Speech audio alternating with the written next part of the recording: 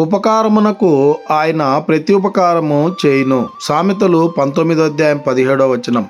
ప్రేమైనటువంటి దేవుని బిడ్డలారా, ఈ ఉదయకాల సమయంలో ఈ వాగ్దానం ద్వారా దేవుడు మనతో మాట్లాడుతూ ఉన్నాడు.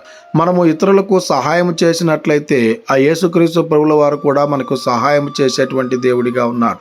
అయితే నలుగురికి నువ్వు ఉపయోగపడుతున్నావా? నలుగురికి నువ్వు సహాయం చేస్తున్నావా?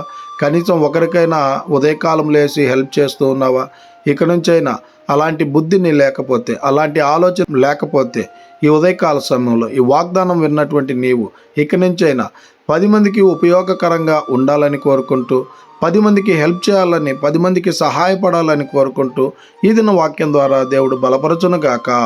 ఆమేన్. ప్రార్థన. మమ్మల్ని మిక్కిలిగా ప్రేమిస్తున్న ప్రియ పరలోకమందున్న మా తండ్రి, మీకే కోట్లాది వందనాలు, స్తుతి, స్తోత్రాలు. ఈ ఉదయకాల సమయంలో ఈ వాగ్దానం ద్వారా మీరు మాతో మాట్లాడినందుకై వందనాలు ప్రభా. అవును తండ్రి, మేము ఇతరులకు సహాయం చేసినట్లయితే మీరు మాకు సహాయం చేసేటువంటి దేవుడిగా ఉన్నారు ప్రభా.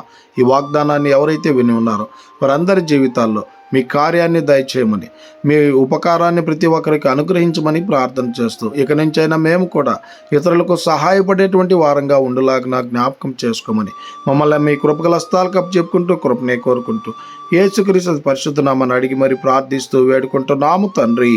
ఆమేన్.